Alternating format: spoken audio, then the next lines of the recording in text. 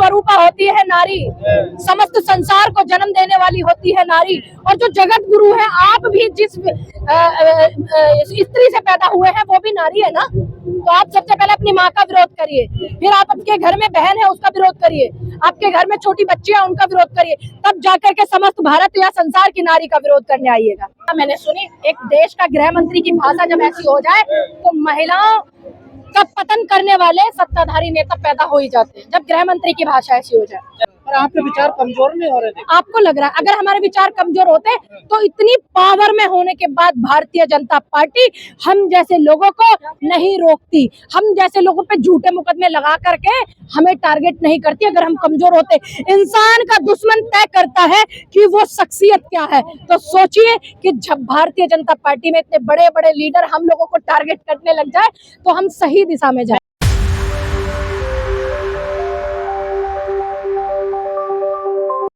तो बोल रहा है ये बदलाव की आंधी जो है उसकी सुगबुगाहट है और ये आंधी पूरे देश में फैलेगी, पूरे देश में देखने को मिलेगी। और सत्ता परिवर्तन की ये आंधी है 27 में यूपी की और फिर आपको 29 में लोकसभा वाले शाम को क्या कहेंगे? टीवी वालों का क्या है? अब एक बात बताइए, मैंने अपने चैनल खोल लिए, मैंने अपने चैनल बना लिए, मैं अपने चैनल पे मुर्गे लड़ाऊं, किस तरीके से लड़ाऊं ये तय तो मुझ पे करेगा ना। अब जब टीवी वाला जितना मीडिया, आप देखिए मिनिस्ट्री मीडिया की जिम्मेदारी क्या है, वो कर क्या रहे हैं, तो उनके कहने से क्या होता है, जनता क्या कह रही है। आज यहाँ पे सिर्फ कांग्रेस का कार्यकर्ता नहीं है, देश के कोने कोने से यहाँ पे अपने वोटर आए हुए हैं, अपने वोट के अधिकार के लिए, जनता के अधिकार के लिए। यहाँ सिर्फ कांग्रेस ही नहीं है, आप किसी का नॉर्मल इंटरव्यू लेके देखिए तो आपको पता चल जाएगा। और आपको पता है इस बात का, हमें पता है इस बात का, बशर्ते सत्ता को छोड़ करके। बस लगता है वहाँ पे वोट चोर हो रहा है। देखिए, अगर वोट चोरी नहीं होती तो इतनी बड़ी प्रेस कॉन्फ्रेंस की गई नेता प्रतिपक्ष राहुल गांधी द्वारा, उसका जवाब क्यों नहीं दिया जा रहा? उसका जवाब दीजिए। जवाब देने में दिक्कत क्या है? जवाब कौन नहीं दे पाता? जो चोर होता है। तो हम वोट चोर किसको कहेंगे? आपके पास सबूत है तो फिर वोट क्यों नहीं जाते? देखिए, जो सबूत है हमने सार्वजनिक किए हैं, ऐसा नहीं है नहीं किए हैं। सार्वजनिक करने के बाद पूरा का पूरा एक स्पेशल प्रेस कॉन्फ्रेंस इसी चीज पे रखे गए, 10 प्रेस कॉन्फ्रेंस। लेकिन इस बात को हमसे भाजपा नहीं कहती है, इस बात को हमसे चुनाव आयोग कहता है कि सबूत दो। अरे तुम क्यों पूछ रहे हो? सब तुम्हारा काम है विपक्ष की बात को जिम्मेदारी से समझना। तो चुनाव आयोग का घेराव करते हैं, रामलीला मैदान में क्यों आया? अब देखिए, चुनाव आयोग का भी घेराव करेंगे। रामलीला मैदान में जो देश का वोटर है उनको एकत्रित किया जा रहा है, जो हमारे देश के वोटर हैं उनको एकत्रित किया जा रहा है। उनके अंदर जब हम हुंकार भरेंगे तब जाकर के चुनाव आयोग का भी घेराव करेंगे। आप लोगों को तो शक कर रही है बीजेपी, ये राष्ट्रवादी है, ये वंदे मातरम बोलने के लिए कह रही है। अब एक बात बताइए, अगर हम राष्ट्रवादी नहीं है, तुम कौन सा सर्टिफिकेट दोगे हमको? तुम बताओगे कि हम राष्ट्रवादी हैं या नहीं है? जिन्होंने 52 साल तक अपने मुख्यालय पर तिरंगा नहीं लहराया, वो हमें राष्ट्रवाद का सर्टिफिकेट देंगे? वो होते कौन है हमें सर्टिफिकेट देने वाला? बताइए कौन है वो? क्या है वो? जनता है? जज है? क्या है वो? हम बताएंगे कि हम राष्ट्रवादी है कि नहीं है।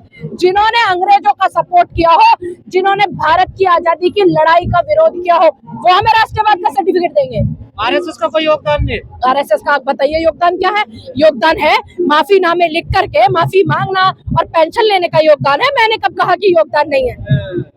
पर अब तो सबसे बड़े राष्ट्रवादी तो वही है। देखिए, अब एक बात बताइए, लीप पोत करके आप कुत्ते को शेर बनाने लग जाओ तो क्या बन जाएगा?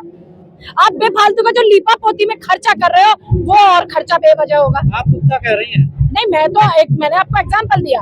मेरे शब्दों में सभ्यता और संवैधानिक भाषा होती है। मैंने आपको सिर्फ एक एग्जांपल दिया। नैया पार लगेगी कांग्रेस की? देखिए, हमें कांग्रेस की नैया पार लगाने के लिए नहीं आए हुए हैं। हम लोग आए हुए हैं जनता की नैया पार कराने के लिए, जनता के मुद्दे उठाने के लिए, शिक्षा के मुद्दे उठाने के लिए, सामाजिक मुद्दे उठाने के लिए, वोट के लिए, वोट के अधिकार के लिए। जनता तो मोदी जी के साथ है। देखिए, एक अकेले व्यक्ति को आप जनता नहीं कह सकते। देखिए, मैं मानती हूँ सत्ता परिवर्तन भी होता है और सत्ता में भाजपा की सरकार है, तो इसका ये मतलब नहीं है कि वो भारत है। भारत समस्त भारत है। जो यहाँ दिल्ली में आए हुए हैं ये भारत के लोग हैं, पाकिस्तान के लोग नहीं आए हुए हैं जो अपने अधिकार की लड़ाई लड़ने आए हैं। कांग्रेस कह रही है संविधान पे खतरा है, संविधान बचाना। देखिए, अगर संविधान पे खतना नहीं होता तो जितनी सारी चीजें हुई हैं पूर्व में संविधान के लिए, और ये लोग बाबा साहब की मूर्ति तोड़ने वाले लोग हैं और आप कह रहे हैं कि खतरा नहीं है।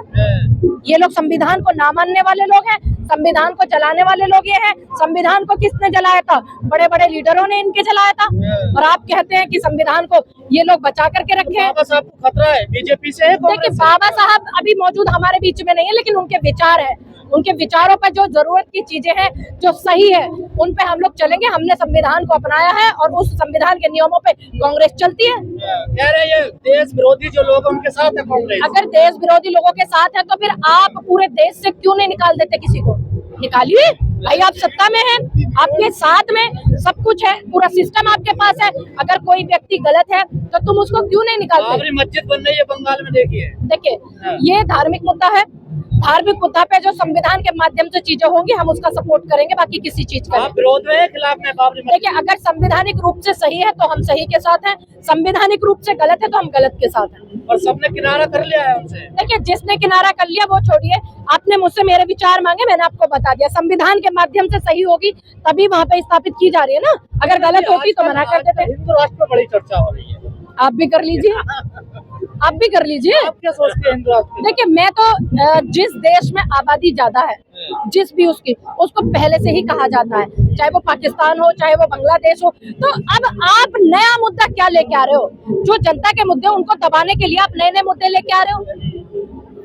आप इनको आगे करके जनता के मुद्दे दबा रहे हो। पूरे देश के मीडिया डिबेट्स में आजकल यही चल रहा है। ठीक है, हमारा धर्म है, हम अपने धर्म के लिए खड़े हैं, जब सही है तो खड़े हैं, और गलत लोगों के साथ नहीं खड़े ना। संविधान इजाजत नहीं देता ना भारत को हिंदू राष्ट्र बनाने की। किसने कहा?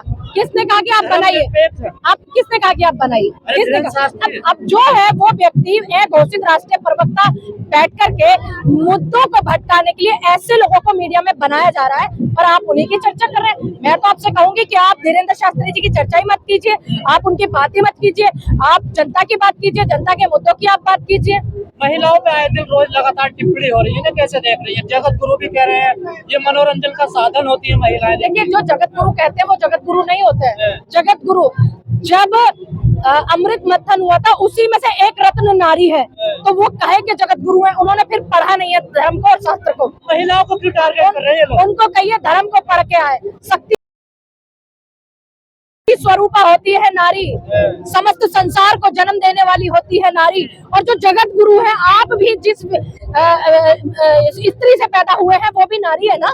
तो आप सबसे पहले अपनी माँ का विरोध करिए, फिर आप आपके घर में बहन है उसका विरोध करिए, आपके घर में छोटी बच्ची है उनका विरोध करिए, तब जाकर के समस्त भारत या संसार की नारी का विरोध करने आइएगा। महिलाओं को क्यों टारगेट कर रहे हैं? मैंने आपको अनिरुद्धाचार्य भी देखिए क्या क्या। अब अनिरुद्धाचार्य अपनी धर्म पत्नी को बोलिए, आपकी धर्म पत्नी है उनके लिए टारगेट कीजिए। देश की नारी ने आपका कुछ लेके नहीं खाया हुआ है जो आप महिलाओं को टारगेट करने चले हो। तो आपके घर में पहले जिनको आप अपने अनुयायियों से, अपने भक्तों से, जिनको आप देवी कहलवाते हो, जिनके चरण वंदन कराते हो, जो आपकी धर्म पत्नी है, आप पहले अपने घर में उनका विरोध करिए, तब आप हम लोगों का विरोध करिएगा। अवतार है मोदी जी, नॉन बायोलॉजिकल है, कैसे मुकाबला करोगे? तो वो भी अपनी मदर से पैदा नहीं हुए क्या? आपने सुना नहीं उनकी बात? मैंने जो सुना वो छोड़िए, आप मुझे बताइए। मेरा सवाल है आपके इस सवाल पे कि क्या मोदी जी ने अपनी माँ की कोख से जन्म नहीं लिया? अवतार के रूप में पैदा हुए कैसे हुए? मैंने सिर्फ आपसे सवाल किया, क्या मोदी जी ने अपनी माँ की कोख से जन्म नहीं लिया? अगर नहीं लिया तो आप बोलिए। ऐसा तो कोई इंसान दुनिया में धरती पे है ही नहीं जो पैदा ही नहीं। अब एक बात बताइए, एक व्यक्ति पूरे देश को मूर्ख बनाने का काम करे, पूरे देश को भ्रमित करे, और यहाँ आप एक पत्रकार होकर के कह रहे हैं कि पूरे संसार में ऐसा कोई नहीं जो माँ की आपके कंपटीशन उन्हीं से ही है ना। देखिए वही सत्ता में है ना। देखिए कंपटीशन विचारों का होता है, व्यक्तिगत नहीं होता। यहाँ विचारों की लड़ाई है। हम लोग जो देश की राजनीति में योगदान देने वाले लोग हैं उनके साथ खड़े हैं। वो लोग जिन्होंने माफी लिखी है उनकी विचारधारा को लेकर चल रहे हैं। हम लोग अहिंसा के साथ में गांधी जी के विचारों पे, भगत सिंह, नेहरू, पटेल, सुभाष, गांधी, चंद्रशेखर आजाद, अहिल्याबाई होलकर, मीरा, ऐसे लोगों के विचारों पे खड़े हैं। पर आपके विचार कमजोर नहीं हो रहे थे? आपको लग रहा है अगर हमारे विचार कमजोर होते तो इतनी पावर में होने के बाद भारतीय जनता पार्टी हम जैसे लोगों को नहीं रोकती, हम जैसे लोगों पे झूठे मुकदमे लगा करके हमें टारगेट नहीं करती। अगर हम कमजोर होते, इंसान का दुश्मन तय करता है कि वो शख्सियत क्या है। तो सोचिए कि जब भारतीय जनता पार्टी में इतने बड़े बड़े लीडर हम लोगों को टारगेट करने लग जाए तो हम सही दिशा में जाए। नेहरू जी को नहीं भूले हैं अभी भी बीजेपी वाले? नेहरू शख्सियत ही ऐसी थी, आने वाली इनकी पीढ़ियां नहीं भूलेंगी, क्योंकि उस दौर में फिरंगी परेशान थे, आज ये संगी परेशान है नेहरू जी से। तो कोई कम शख्सियत थी क्या? आप कम आंक रहे हैं नेहरू जी को। क्या होगा देश का, क्या लग रहा है? वही होगा जो मंजूर खुदा होगा। लेकिन अब सत्ता परिवर्तन की बारी है, इसलिए ये हुंकार की तैयारी है और इस देश में जो जनता चाहेगी वो होगा। बिहार में महिलाओं ने वोट दिया है, कहते हैं कि बिहार में आप एक बात बताइए, बिहार में महिलाओं के वोट की बात कर रहे हैं, चुनाव आयोग के दिशा निर्देश की खिलाफत की, क्या आपने उसकी बात की? 10,000 खाते में आपने चुनाव से पहले डाले, चुनाव आयोग के नियम का उल्लंघन किया, क्या आपने इसकी बात की? नहीं ना। तो आप नियमों की बात क्यों नहीं करते? चुनाव आयोग में आचार संहिता का उल्लंघन किया भाजपा सरकार ने, पूरा का पूरा बिहार में। आपने किसी टीवी डिबेट पे या किसी पत्रकार ने चलाया इस चीज को? आप ये कह रहे हो कि महिलाओं को वोट दिया, महिलाओं ने वोट दिया, ये नहीं कह रहे चुनाव आयोग ने जो नियम लगाए थे उनका विरोध हुआ है, गलत हुआ है। अमित शाह जी संसद में देखिए उनकी भाषा कैसी सुनी आपने? हाँ, मैंने सुनी। एक देश का गृह मंत्री की भाषा जब ऐसी हो जाए तो महिलाओं का पतन करने वाले सत्ताधारी नेता पैदा हो ही जाते हैं, जब गृह मंत्री की भाषा ऐसी हो जाए।